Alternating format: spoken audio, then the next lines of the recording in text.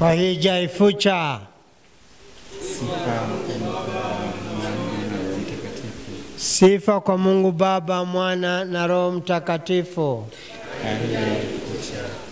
Napenda kuwakaribisheni katika kituo chetu hiki cha Pahija Ifucha ambacho kipo na kimejengwa kwa ajili ya heshima na utukufu wa Utatu Mtakatifu katika Mungu mmoja. Ni wazo ambalo lilitujia kuna kwamba ni vema tuwe na kituo cha hija katika jimbo letu kuu la Tabora, na hasa baada ya kuwa tumefanya sinodi yetu ya kwanza jimboni mwetu mnamo mwaka wa 2012-2013, na miongoni mwa azimio ilikuwa ni kuwa na kituo cha hija, na mchakato huo ukawa umeanza mwaka ule wa 2016. Tulikuwa tunahitimisha jubilee ya huruma ya Mungu, na tukawa na msalaba ambao uko kule mlimani. Utakapokuwa mmemaliza njia hii ya msalaba ambayo tunaendelea nayo, mtaweza kuhitimisha kwenye msalaba mkuu ambao tuliujenga kule kwa ajili kama alama ya kuonesha kwamba eneo hili sasa litakuwa ni eneo la hija. Na hatimaye tukaona kwamba hakuna Yesu bila Maria, kama vile ilivyo ada kwamba hakuna Maria bila Yesu. Na tukawa tumejenga groto hili la Bikira Maria mama wa Mungu, ndivyo tunavyoliita groto hili au kituo hiki cha mama Bikira Maria. Kwa wale ambao ni mafundi wa sanaa, wale ambao pengine wanao taaluma za ujenzi, basi ukiangalia kwa makini kabisa, na tunapokwenda kuhiji ni pamoja na najifunza mambo mbalimbali unayoona katika kituo husika, na ni sehemu ya sala vile vile na kustajabia mawazo ya Mungu. Kituo hiki au groto hii imejengwa kwa kuunganisha mawe matatu, jiwe hili, jiwe hilo na jiwe la nyuma huku, na juu yake tukaweka kama slab ambayo ndiyo inaunganisha mawe haya matatu, na tukaweza kupata chumba kizuri tu ambapo ndani mwake bila shaka wengine watapata nafasi, wataweza kuona sanamu ya Bikira Maria ambayo tumeifunika kwa sababu ni wakati wa Juma Kuu, tena ni siku ya Ijumaa. Tulianza kufunika misalaba hii tangu siku zilizokuwa zinaashiria maadhimisho ya Jumapili ya Matawi. Sanamu hii ilikuwa na madhumuni yake. Mtangulizi wangu hayati Askofu Mkuu Mario Mgulunde alikuwa na mawazo na maono ya kuweza kujenga pro cathedral, kujenga kanisa kuu andamizi katika jimbo letu kule Cheyo. Wale ambao walikuwepo nyakati hizo walikuwa na mawazo. Sasa alikuwa anataka kwenye kathedrali ile aweke hii sanamu ya Bikira Maria ambayo inajulikana kama sanamu ya nyumba ya Mungu. Na hata katika mafundisho yetu ya imani yetu ya Kikristo tunajua kabisa kwamba Mama Bikira Maria ndiye tabernakulo ya kwanza, kwa maana kwamba yeye ndiye kwa mwongozo wa Mwenyezi Mungu alichaguliwa kuwa mama wa mkombozi wetu Yesu Kristo. Na malaika Gabrieli kutana na Mama Bikira Maria, alimwamkia akisema kwamba salamu wewe Maria uliyejaa neema, Bwana yu nawe, na umebarikiwa kuliko wanawake wote. Na mama yule alishangaa akasema, hii salamu hii ni ya namna gani? Sasa mimi sina habari na mwanaume yeyote yule. Akasema, usiogope Maria, nguvu za aliye juu zitakushukia na Roho Mtakatifu mwenyewe atakuwezesha kuweza kumtunga mimba mwana atakaye ukomboa ulimwengu. Na Mama Bikira Maria anamalizia kwa kukubali mwaliko, chaguo la Mwenyezi Mungu, kasema kwamba ndimi mtumishi wa Bwana, na iwe kwangu kama ulivyonena. Wayahudi walikuwa na imani kali sana, na kila familia na kila mama na binti walikuwa najua kwamba Mwenyezi Mungu ataleta Masiha kati yao, na ilikuwa ni matamanio kama angalitokea katika familia husika. Na kila familia hiyo bila shaka walikuwa nasali sana na kufanya novena na nini ili kusudi jambo hilo liweze kutokea. Kinyume na huyu binti Mariam, yeye tangu mwanzo wazazi wake Joakim na Ana walipompeleka kwenye nyumba ya malezi, kwenye mafundisho ya imani kule Yerusalemu, ambapo kulikuwa na wakina mama walio wacha Mungu, ambao walikuwa kazi yao ni kuwafunda mabinti wa Kiyahudi katika mila na desturi na imani yenyewe hiyo ya Kiyahudi. Kwa hivyo kila binti alipitia mafunzo yale, hasa pengine wale waliokuwa na uwezekano.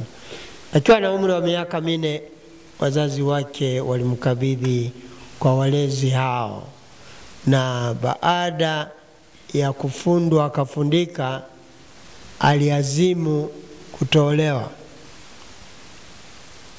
Ndio ilikuwa azma yake.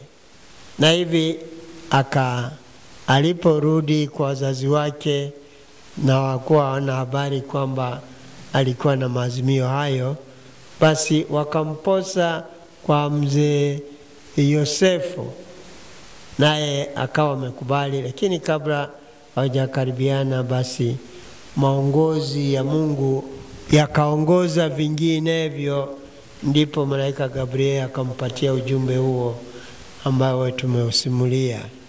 Sasa yeye huyu Bikira Maria anajulikana kama mama wa Mungu, na alimbeba katika tumbo lake yule ambaye alikuja kukomboa ulimwengu, yule ambaye alikuwa ni matamanio ya kila familia ya Wayahudi, kwamba kama Masia huyo angezaliwa katika familia husika, basi wangaliweza kuwa na amani, na bila shaka wangejiona wao ni maarufu zaidi kuliko wengine wote, na labda pengine ni wachaji wa Mungu kuliko wengine, mpaka Mwenyezi Mungu akahakikisha kwamba Masia yule atakayekomboa ulimwengu anazaliwa katika familia husika.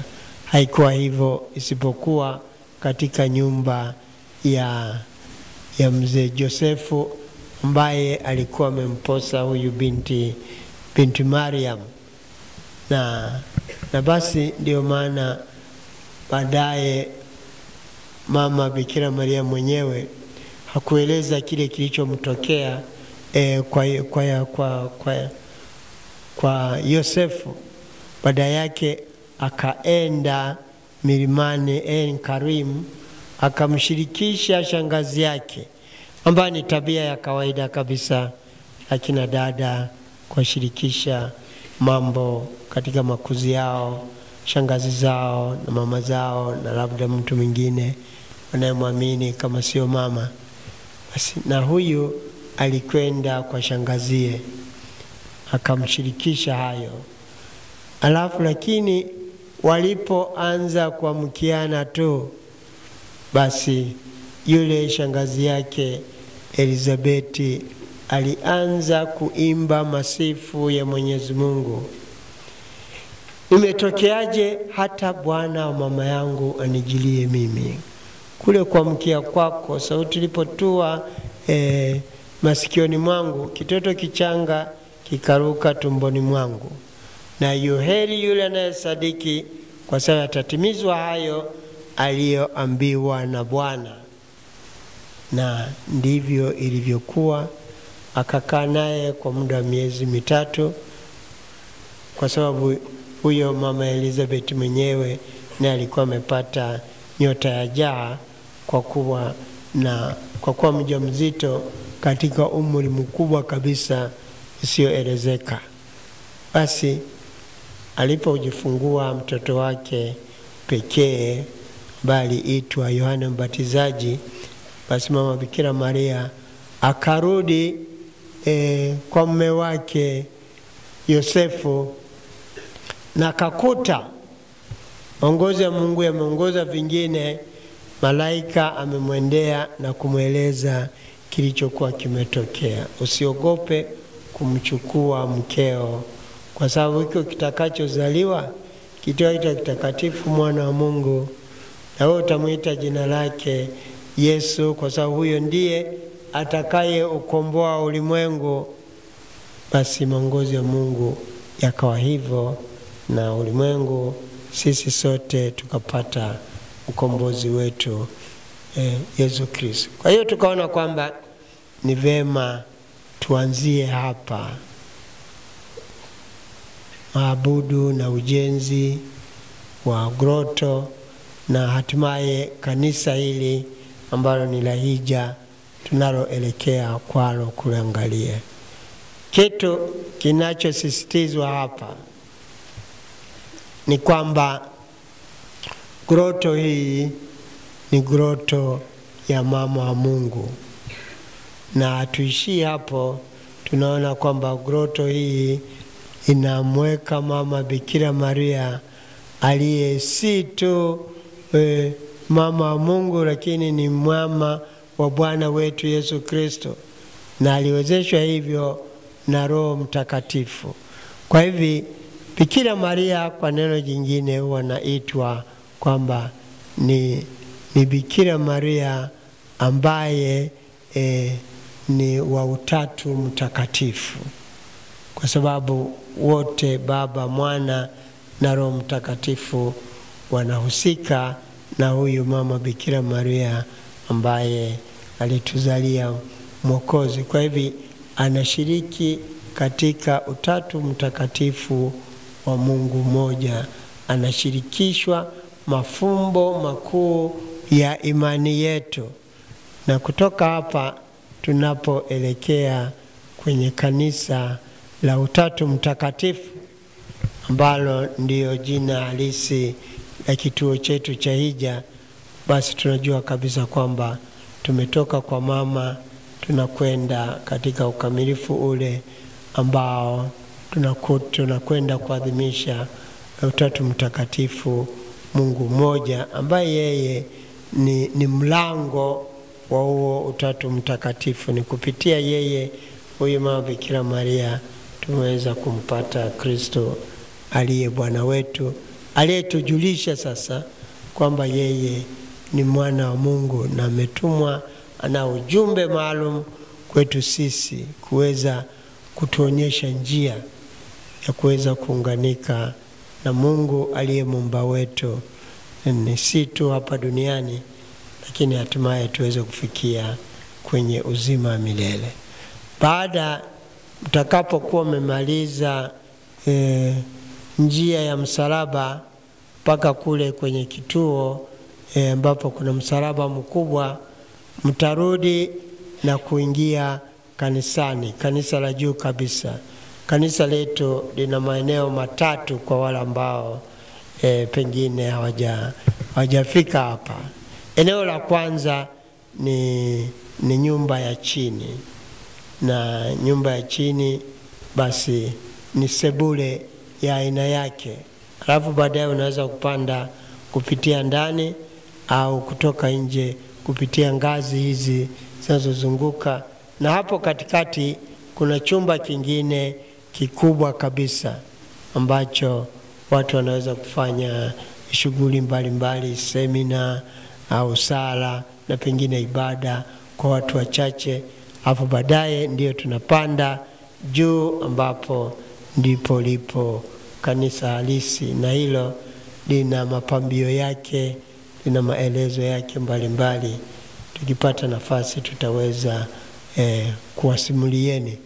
Lakini pale mbele ya mlango ule mkubwa utakuta kinyago ambacho kinaonyesha, kimechongwa katika msingi kwamba unaona watu wanapanda mpaka mwisho kabisa, na juu kuna namna fulani ya mlango, na kwa kweli inaweza kuelekeza kwamba labda ndio kaburi la Yesu, kwamba tunapopanda tukaenda mwisho na kuhama ulimwengu huu, tunaingia kwenye makutano na Mwenyezi Mungu. Eneo zima ukiwa kule juu ukiangalia upande wa mashariki, unaweza kutafakari mambo kadha wa kadha.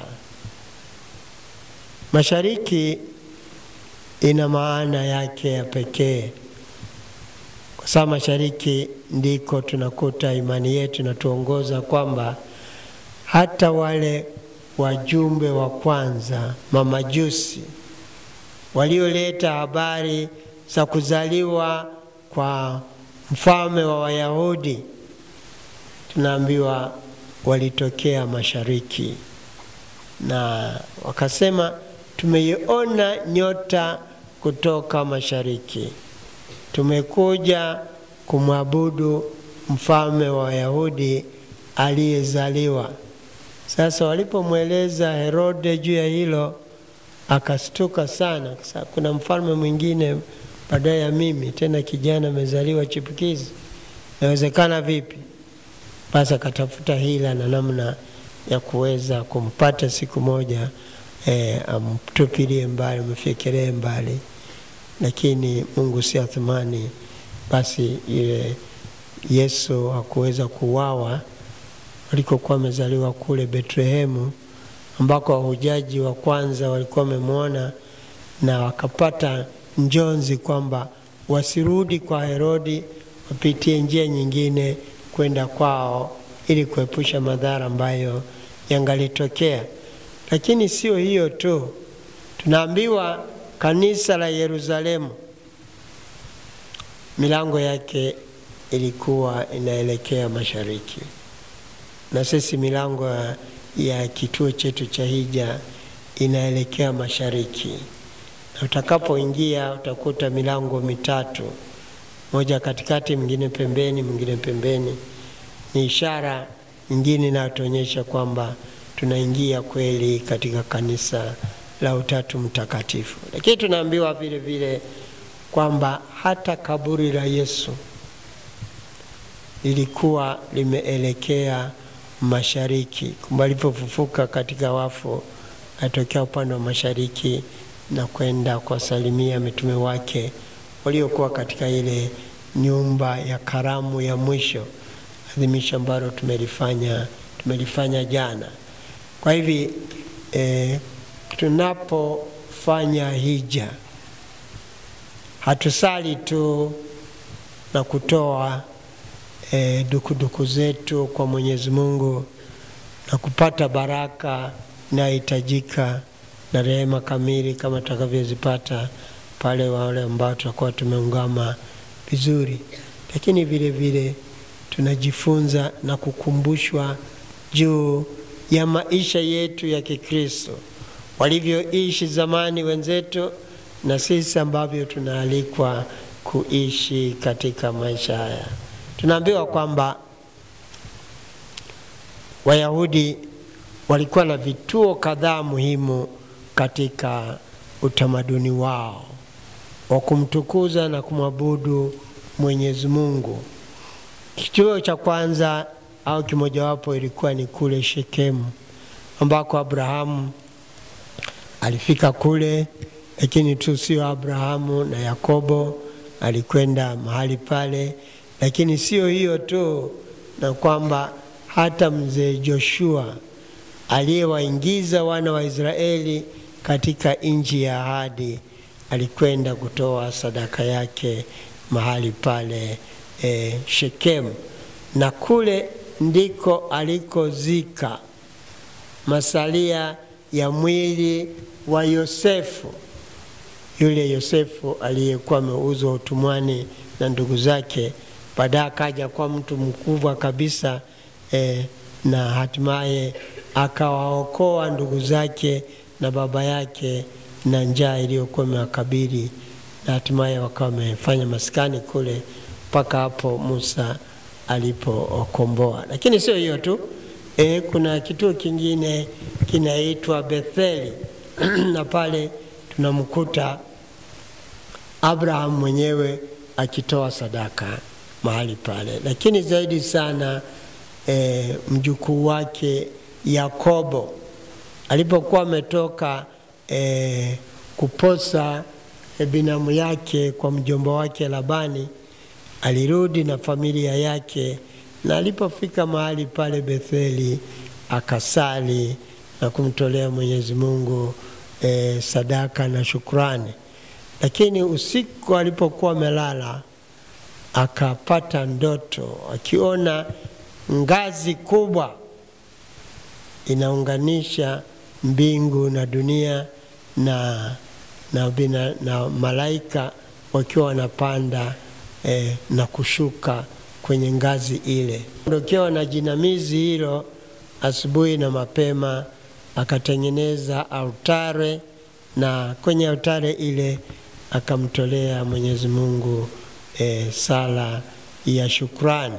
Lakini kuna kituo cha Beersheba na baadaye kule Mamre, ambako tutaona kule kanisani ambako Abraham aliwapokea watu asiowajua, akawahudumia vema. Kumbe alikuwa amewakaribisha malaika ambao kwa kweli hawakuwa malaika, lakini tunaambiwa kwamba ulikuwa ni Utatu Mtakatifu, Mungu mmoja. Wanakuja kutimiza ahadi waliokuwa wamempatia pale alipokuwa ametoka Uru alikokuwa naishi, na akaambiwa, akasikia katika njozi zake kwamba Mungu anamwambia, ondoka katika nchi yako wewe mwenyewe na nitakupeleka katika nchi ambayo nimekuahidia. Na tunaisoma katika kitabu cha Mwanzo sura ya 12, kama vile tunavyosoma habari za hao malaika waliomtokea Abraham katika kule Mamre katika kitabu cha Mwanzo sura ya 18. Na kwa kweli hadithi zote hizi zinazosimulia zinapatikana katika kitabu cha Mwanzo, unaweza kusoma. Mwalimu mzuri huwa anatoa kazi kwa wanafunzi vile vile. Kwa hiyo naweza kwenda kusoma mwenyewe, utaona masimulizi haya ambayo tunayazungumzia. Kwa hivi Abraham alipowakaribisha wale watu watatu waliokuwa wanapita katika jua kali jangwani, akawakimbilia akasema, jamani, hebu njoni mtulie chini ya kivuli cha mti huu nilipo. Walipomkubalia, aliingia akamwambia Sara, akasema, tumefikiwa na wageni, hebu tengeneza mahanjumati.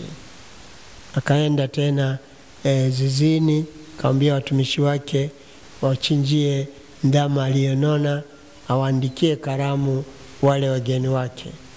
Na walipokuwa wakila, mmoja wao akamuuliza akasema, hivi Sara mke wako yuko wapi? Kaambia, usihofu, yuko hemani huko. Na Sara akawa amelisikia hilo, akaguna. Alafu yule mgeni kaambia, kwa nini unaguna? Anasema, sijaguna mimi. Kumbe alikuwa anasema, baada ya kushiba ndio unaanza kunisimanga sasa, kwamba mtatimiza kile ambacho tulishapata ahadi miaka mingi imepita na hatujapata chochote. Mimi ni mkongwe na mume wangu ni mkongwe, hilo mnalozungumzia litawezekana wapi? Au mliloliahidi litawezekana lini? Akamwambia, akasema, mwakani wakati kama huu Sara atakuzalia mwana. Na kweli baada mwaka uliofuata Isaac akawa amezaliwa akifungua mimba wa Sara, na hivi ahadi ya Mwenyezi Mungu ikatimia kwamba huyo atakuwa ni baba wa watu wengi sana. Kwa hivyo ndugu zangu, tunapofanya hija tunasali vile vile, lakini licha ya kusali tuna mambo kadha wa kadha ya kujifunza. Na napenda niwakaribisheni katika kituo hiki cha hija, ambapo vile vile wasimamizi wetu wapo wawili, Mtakatifu Yohane Paulo wa Pili, ambaye yeye alikuja na kutembelea Tanzania mwaka 1990 tangu tarehe ya kwanza na tarehe ya pili, akatoa daraja la upadre kwa mapadre wa nyakati zile, vijana waliokuwa wametayarishwa, na miongoni mwa hao waliopewa upadrisho na Baba Mtakatifu katika ziara yake ni pamoja na Mwadhama Kardinali Protas Rugambwa, ambaye kwa bahati mwongozi wa Mungu amekuja kuwa askofu wetu mkuu katika jimbo kuu la Tabora, ambako Baba Mtakatifu alifika tarehe ya 4 mwezi wa 9.